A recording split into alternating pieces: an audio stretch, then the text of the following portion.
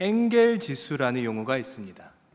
기억을 더듬어 보시면 나이가 드신 분들은 아마 신문이나 라디오에서 들어보셨을 거고요. 70년대생 이후부터는 중학교 때 배우셨을 겁니다.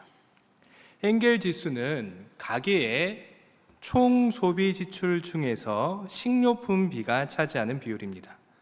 우리 가정이 쓴 돈 중에 먹는데 얼마나 썼느냐입니다.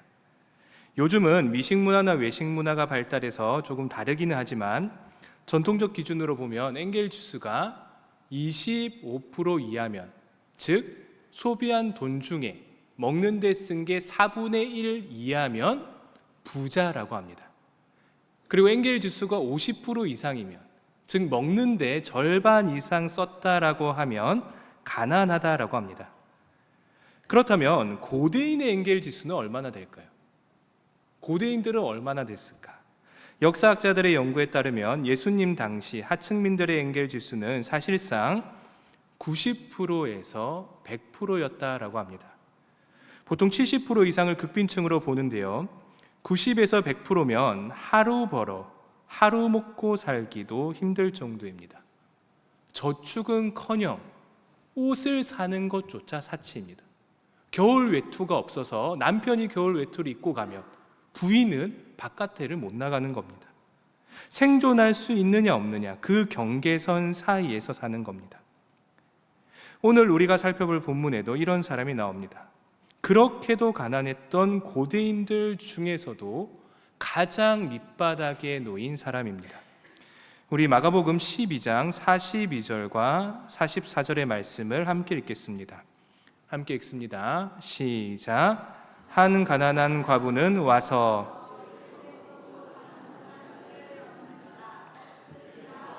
간 중에서 넣었거니와 이 과부는 그 가난한 중에서 자기의 모든 소유 곧 생활비 전부를 넣었느니라 하시니라. 아멘. 여기 모인 여러분들이라면 이 내용을 이미 다들 아실 겁니다. 한 가난한 과부가 잔돈 2개를 헌금을 했는데 예수님께서 이를 보고 칭찬하셨다. 왜냐하면 이 여인은 생활비 전부를 넣었기 때문입니다. 다들 아실 겁니다. 이 과부의 헌금 이야기는 사실 마가복음 전체 구조에서 매우 중요한 부분입니다. 먼저 마가복음 초반부를 보시면 마가복음 내에서 예수님의 공생애는 1장 14절부터 시작이 됩니다. 1장 14절에 이렇게 나옵니다. 요한이 잡힌 후 예수께서 갈릴리에 오셔서 하나님의 복음을 전파하여. 아멘. 요한이 잡힌 후에 예수님께서 복음을 전파하기 시작하십니다. 공생애가 시작이 된 겁니다. 그리고 가장 먼저 무엇을 하시냐? 바로 제자를 부르십니다. 여기서 마가복음이 강조하는 바가 1장 18절과 20절에 나옵니다. 이렇게 나옵니다. 곧 그물을 버려두고 따르니라. 곧 부르시니 그 아버지 세베대를 품꾼들과 함께 배에 버려두고 예수를 따라가니라. 아멘. 예수님이 부르시니 우물쭈물하는 것이 아니라 곧, 그리고 움켜쥐고가 아니라 버려두고 어떻게 한다? 따라간다. 여러분, 마가복음이 그리는 예수님의 제자는 예수님의 명령이 있으면 즉시 모든 것을 버리고 따라가는 사람입니다. 이 메시지가 예수님의 공생의 시작에 나옵니다. 그러면 공생애의 마지막에는 뭐가 나올까요? 그 마지막이 바로 오늘 본문입니다. 한 여인이 자신의 모든 것을 하나님께 던진다. 똑같죠? 즉 마지막도 제자도를 보여줍니다. 여러분, 오늘 본문의 여인은 대단한 믿음을 가진 사람입니다. 그래서 예수님이 칭찬을 하셨던 겁니다. 그렇다면 우리가 이렇게 파악한 게 마가복음의 전부일까요? 마가복음이 의도한 모든 걸 우리가 다 파악한 것일까? 그렇지는 않습니다. 오늘 짧은 시간이지만 본문을 살펴보면서 하나하나 추론해 보도록 하겠습니다. 때는 예수님께서 성전에서 가르침을 베푸실 적입니다. 우리 41절을 함께 읽어보겠습니다. 41절입니다. 시작. 예수께서 헌금함을 대하여 앉으사 무리가 어떻게 헌금함에 돈 넣는가를 보실세. 여러 부자는 많이 넣는데. 아멘. 예수님이 헌금함을 대하여 앉으셨다라고 합니다. 헌금함, 원어로 가조피라키온이라고 하는데요, 뜻은 보물창고입니다. 뜻이 보물창고입니다. 실제로 그리스어 성경인 70인역이나 역사학자 요세푸스는 성전에 있던 보물창고를 언급할 때 이 단어를 언급합니다. 그렇다면 성전에 진짜로 보물창고가 있었다는 건데요, 아니 무슨 왕궁도 아니고 신비의 섬도 아닌데 성전에 어떻게 보물창고가 있었을까요? 이유는 간단합니다. 예배를 제외하고 예루살렘 성전의 가장 중요한 역할 중 하나가 보관소의 역할이었기 때문입니다. 당시 유대인에게는 반드시 내야 할 세금이 있습니다. 바로 성전세입니다.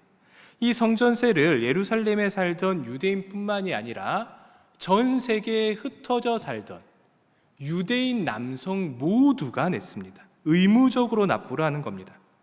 이렇게 거친 엄청난 양의 은하가 1년에 한 번, 유월절 직전에 예루살렘 성전으로 수송이 됩니다. 돈이 어마어마하게 모이겠죠. 그리고 당연히 하나님께 드리는 값진 물품이나 헌금도 다른 곳이 아니라 성전에 저장이 됩니다. 이뿐만이 아니라 제사에 사용되는 용기는 어떻습니까? 구약 성경 다들 읽어보셨죠?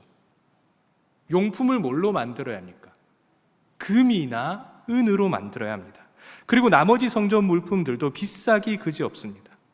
거기에 추가로 당시 사람들은 신성한 장소가 안전한 곳이라는 믿음을 가졌기에 자기 돈을 성전에 맡기곤 했습니다. 은행의 역할까지 하는 겁니다. 이런 걸 다 고려하면 성전에는 돈이 많을 수밖에 없습니다. 보물 창고가 몇 개나 있어도 전혀 이상하지 않은 상황입니다. 그래서 당시 성전 운영을 맡은 책임자를 가조피락스라고 하는데요, 대제사장 다음으로 중요한 사람이라는 평가를 받습니다. 그만큼 성전에 막대한 부가 몰렸던 것입니다. 그러면 이러한 성전에 유대인들이 실제로 가서 자신의 헌금을 넣었던 헌금함은 어디에 있었을까요? 보물을 담고 있는 보관함 말고 실제 사용했던 헌금함은 어디에 있었는가? 잠시 그림을 한번 보겠습니다. 그림 보이시나요? 지금 보시는 그림이 예수님 당시 예루살렘 성전입니다. 크게 세 가지 구역으로 나눠져 있습니다. 제일 바깥에 1번이 이방인의 뜰입니다. 그리고 벽을 넘으면 그 벽 안에 2번 여인의 뜰이 있고요, 더 안쪽으로 들어가면 제사장의 뜰이 있습니다. 자, 한번 이번에는 2번을 확대해 보겠습니다. 여인의 뜰입니다. 오른쪽에 보시면 1번 위치에 문이 하나 있는데요, 이 문이 그 유명한 미문입니다. 아름다운 문이라는 뜻입니다. 이 안으로는 유대인만 들어갈 수 있습니다. 그래서 이 문을 통과해서 들어가면 여인의 뜰이 나오는데요, 유대 여자와 아이들의 예배가 허용된 첫 번째 성소 구역입니다. 그런데 실제로는 이름만 여인의 뜰이지 사실상 남녀 불문하고 대부분의 유대인이 여기에 모여 예배를 드리고 소통을 했던 메인 광장 역할을 합니다. 이름만 여인의 뜰이지 웬만한 거는 다 이 여인의 뜰에 하는 겁니다. 복음서에서 예수님이 성전에서 가르치셨다, 이런 표현들 나오죠. 전부 다 여인의 뜰에서 하신 겁니다. 자, 이런 여인의 뜰에 들어오면 원칙이 있습니다. 일단 반시계 방향으로 돌아야 합니다. 문에 들어가서 우리가 하듯이 나 이쪽으로 갈래 저쪽으로 갈래 못하는 겁니다. 무조건 반시계 방향으로 도는 겁니다. 그래서 제가 그림에서 화살표 방향으로 그려놨죠. 저 방향으로 도는 겁니다.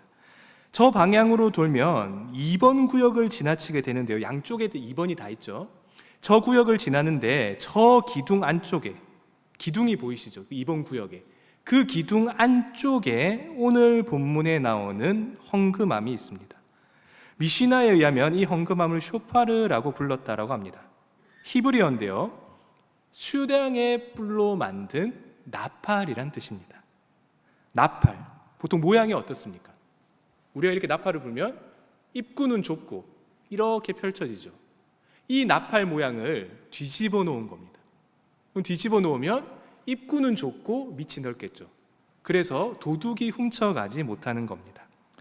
자, 이런 쇼파르가 당시에 총 13개가 있습니다. 13개. 이 13개를 크게 두 종류로 나눕니다. 하나는 지정형 금고고 나머지 하나는 자원형 금고입니다. 13개를 반으로 나누는데 하나는 7개, 하나는 6개 정도입니다. 지정형 금고, 자원형 금고로 나누는 겁니다. 보통 1번에서 7번까지가 지정형 금고입니다. 먼저 1번에서 2번은 성전세를 내는 헌금함입니다. 1번, 2번 헌금함에 성전세를 내는 겁니다. 그리고 3번에서 4번은 비둘기 헌금함입니다. 이것도 구약에서 나오죠. 비둘기로 제물로 드리려면 비둘기를 그대로 들고 가는 게 아니라 저 헌금함에 3번, 4번 헌금함에 돈을 내면 그 헌금함에 있는 돈으로 비둘기를 구매를 하는 겁니다. 그리고 5번은 제단에 쓰는 나무에 관한 헌금입니다. 항상 불을 태우잖아요. 나무가 얼마나 많이 들까요? 그래서 5번 헌금함에는 나무를 위한 헌금을 하는 겁니다. 그리고 6번은 향료 비용이고요. 7번은 성전 기구 비용입니다. 성전 기구가 너무 비싸니까 따로 돈을 받는 겁니다. 그리고 보통 이런 지정형 헌금은 정해진 액수가 있습니다. 내 마음대로 바치는 게 아니라는 겁니다. 딱 정해진 액수가 있습니다. 그래서 당시 근무 중인 제사장은 어떻게 하냐? 그 자리에서 바쳐진 돈이 진짜인지 아닌지 검사를 합니다. 넣기 전에 달라고 하는 겁니다. 진짜냐 아니냐. 돈이 가짜일 수도 있잖아요. 그렇게 검사를 하고 헌금의 목적을 묻습니다. 그리고 나서 제사장은 해당하는 액수를 적합한 통에 넣으라고 지시를 하는 겁니다. 그래, 이 헌금은 3번에 넣으시오, 5번에 넣으시오, 지정을 하는 겁니다. 이 과정을 제사장이 소리 내어 말합니다. 중요한 행정적 절차이기 때문에 확인을 하는 겁니다. 우리가 보통 소리 내서 하면 실수를 덜 하죠. 나도 실수를 할 수 있기 때문에 소리 내면서 서로 확인을 하는 겁니다. 그러니까 당연히 주변 사람들은 그 사람이 얼마를 내는지 들을 수 있는 겁니다. 그리고 만약 지정형 헌금이 아니라 자원하는 헌금이라면 어떻게 할까요? 보통은 통에 떨어지는 소리와 옷차림을 보고 짐작을 합니다. 당시 동전은 가치에 따라서 무게가 다르거든요. 랩돈을 넣으면 소리가 별로 안 납니다. 너무 가벼우니까. 근데 무거운 동전을 넣으면 어떻게 될까요? 부자가 넣으면, 많이 넣으면 촤 하고 소리가 나는 겁니다. 그리고 이 자원하는 헌금의 최소 한도가 이미 짐작하시다시피 2랩돈입니다. 최소로 넣을 수 있는 한도가 2랩돈인 겁니다. 이게 바로 당시의 헌금함 시스템입니다. 오늘 본문에 따르면 어떤 헌금함인지는 나오진 않지만 아마 자원형 금고에 냈을 겁니다. 지정형 헌금은 금액이 꽤 크거든요. 자원형 금고였을 겁니다. 이 금고에 한 가난한 가부가 2랩돈을 넣었던 것 같습니다.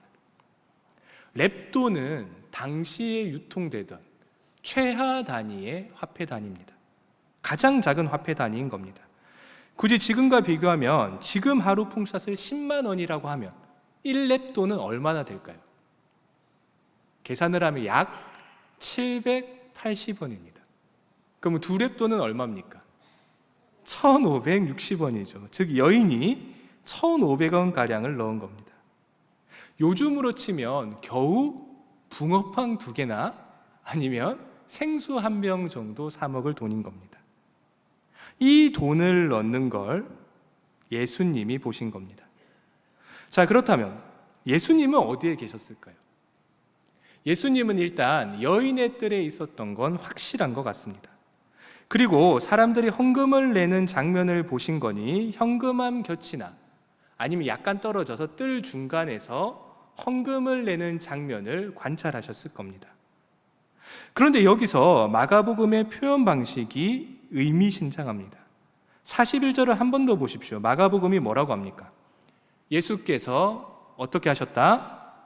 헌금함을 대하여 앉으사. 표현이 뭔가 어색하죠. 헌금함을 대하여 앉으사. 그냥 근처에 앉으사 아니면 헌금함 곁에 계시사, 이런 식의 표현이 더 자연스러운데 마가복음은 굳이 무엇에 대하여 앉으사라는 어색한 표현을 씁니다. 이게 무슨 뉘앙스일까요? 잠시 마가복음 13장 3절을 보겠습니다. 13장 3절에 이렇게 나옵니다. 예수께서 감람산에서 성전을 어떻게 하사? 마주 대하여 앉으셨을 때에, 바로 다음 장에서 예수님이 비판적 자세로 성전이 무너질 것을 예언하실 때 성전에 대하여 마주 앉으셨다라고 합니다.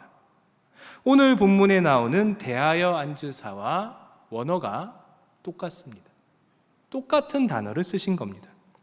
즉 마가복음에서 무엇에 대하여 앉았다라는 표현은 그 대상의 부정적이라는 뜻입니다.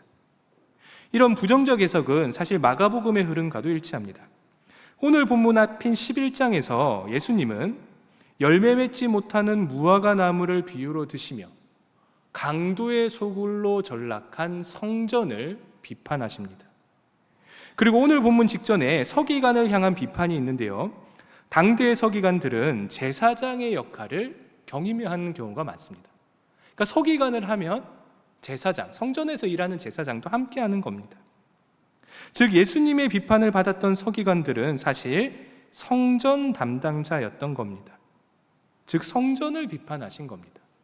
그리고 오늘 본문의 13장은 우리가 알듯이 성전이 무너질 것이라 예언하시는 예수님의 모습이 나옵니다. 성전에 대한 매우 강력한 비판입니다. 이처럼 오늘 본문 앞뒤가 다 성전에 대한 비판입니다. 여러분, 분명 예수님은 굉장히 불편한 심정으로 성전 안에 들어오셔서 당시 보물창고라고도 불렸던 헌금함을 대하여 앉아 계십니다. 그리고 그 안에서 벌어지는 일들을 보시는데요, 그 장면들이 보기 싫으셨던 겁니다. 그렇다면 예수님은 무엇이 그토록 싫으셨던 걸까? 우리 12장 43절을 보겠습니다. 43절에 이렇게 나옵니다. 예수께서 제자들을 어떻게 하셨다? 불러다가 이르시되 내가 진실로 너희에게 이르노니 이 가난한 과부는 헌금함에 넣는 모든 사람보다 어떻게 넣었다? 많이 넣었도다. 예수님이 제자를 부르셨다라고 합니다. 부르다. 원어로 프로스칼레오라고 하는데요, 마가복음에서 뭔가 새롭거나 중요한 내용을 가르칠 때 쓰는 단어입니다. 그렇다면 예수님이 제자들을 부르셔서 뭔가 중요한 걸 가르치셨는데 가르치신 게 정확하게 뭡니까? 무엇을 정확히 가르치십니까? 이 가난한 여인이 다른 모든 사람보다 많이 넣었다라는 겁니다. 이 여인이 많이 넣었다라는 겁니다. 그러면 얼마나 많이 넣었길래 예수님이 많이 넣었다라고 하실까? 우리 44절을 함께 읽겠습니다. 44절입니다. 시작. 그들은 다 풍족한 중에서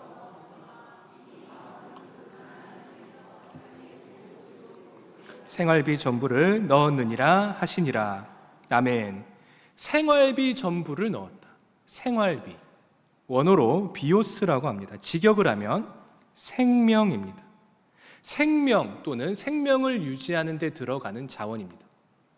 우리가 살아가는 데 필요한 자원들이 참 많죠. 먹을 것도 필요하고 입을 것도 필요하고 주거비도 필요하고 많은 것들이 필요합니다. 이런 자원이 바로 비오스인 겁니다. 사실 성경에 생명을 의미하는 또 다른 단어가 있습니다. 조에라는 단어인데요, 이 단어는 단순한 생명이 아니라 영적 생명을 뜻합니다. 그런데 오늘 본문에 나오는 생명은 조에가 아니라 비오스입니다. 즉 여인은 분명히 자신의 모든 생계를 던진 겁니다. 영적 의미가 아니라 육적 의미입니다. 그래서 개역 개정은 생활비로 번역을 하는 겁니다. 자, 그렇다면 우리는 이 여인의 행위를 어떻게 봐야 할까요? 이걸 긍정적으로 바라봐야 하는가? 비오스를 던져서 조회를 얻었으니까 좋은 걸까? 본래는 이게 좋은 행위입니다. 제자도도 그런 거죠.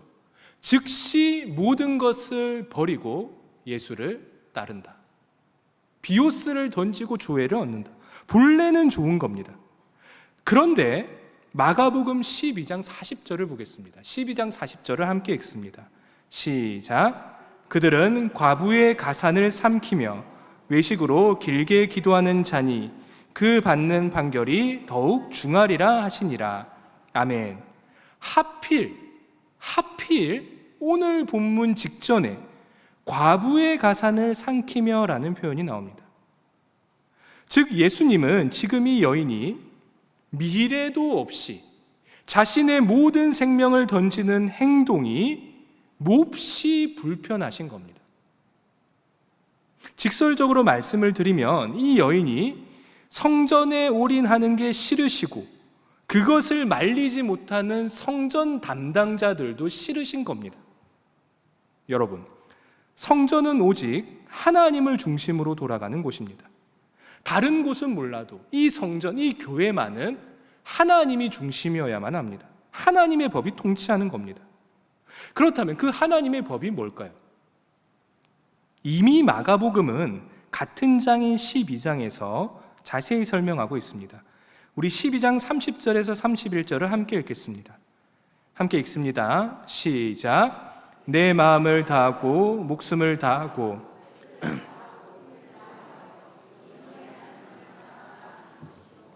둘째는 이것이니 내 이웃을 내 자신과 같이 사랑하라 하신 것이라.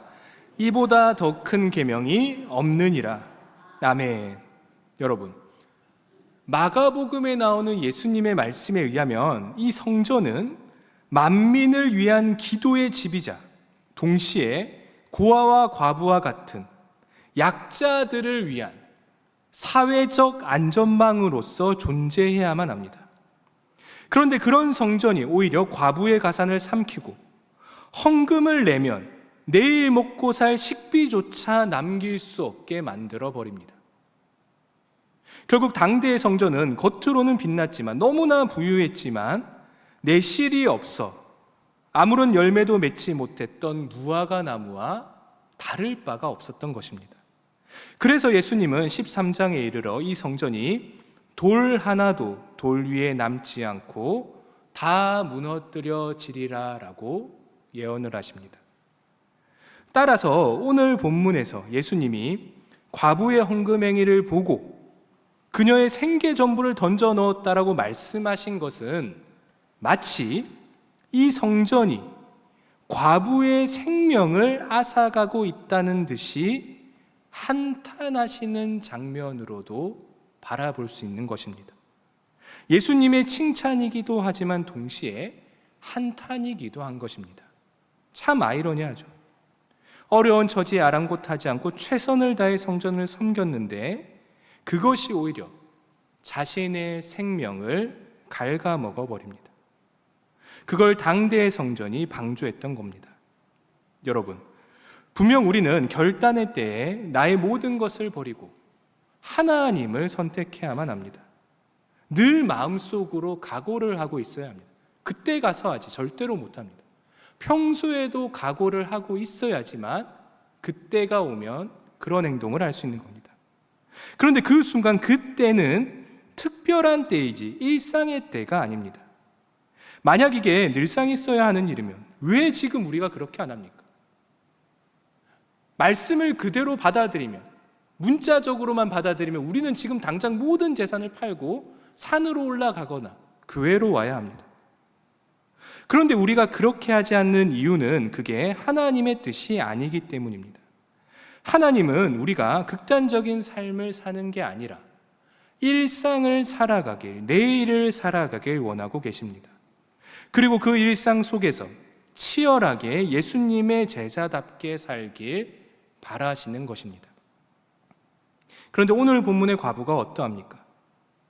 이 과부에게 지금 예수님이 나를 따라오라고 하십니까? 아니죠. 즉 이 여인은 당장 내일을 살아내야만 합니다. 모든 걸 버리고 예수님을 따라가는 게 아니라는 겁니다. 그런데 여인의 비오스가 동이 났습니다. 누가 책임질 겁니까? 여러분, 선의를 품은 개인의 성실한 행위들이, 선한 행위들이 왜곡된 시스템 내에서는 도리어 자해 행위가 될 수도 있습니다. 이런 걸 분간도 못할 정도면 성전은 존재 의미가 없는 것입니다. 말씀을 맺겠습니다. 톨스토이의 사람은 무엇으로 사는가라는 단편 소설이 있습니다. 아마 다들 아실 겁니다.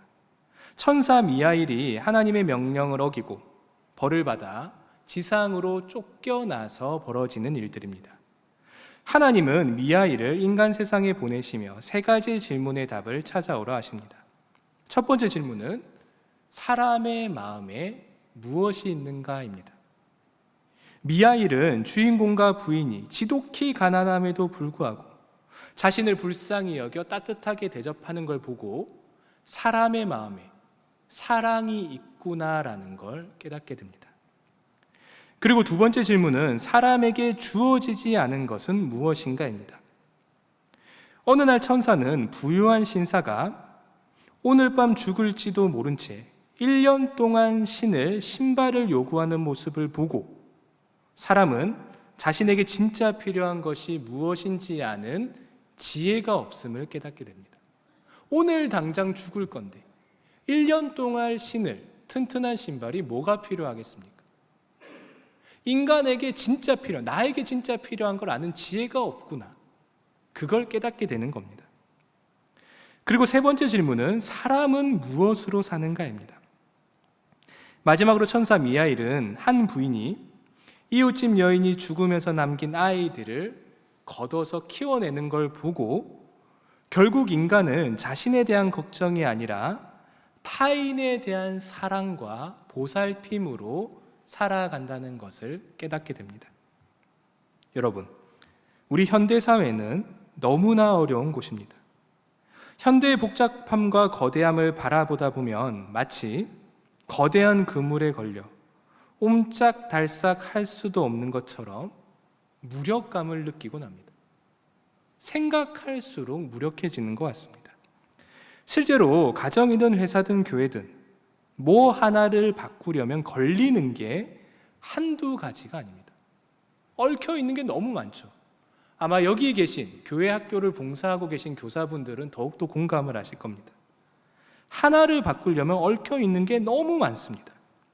그러다 보면 하나 둘씩 놓게 되고 모든 일이 관성으로 흘러가게 됩니다.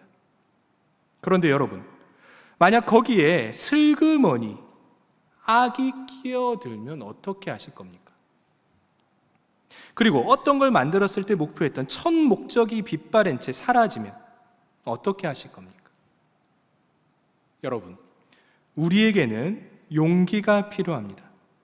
그 용기의 근원에는 모든 걸 미루어하는 지식이 아니라 악을 만들어내는 그 존재에 대한 분노가 아니라 타인을 향한 사랑과 긍휼함이 존재해야만 합니다.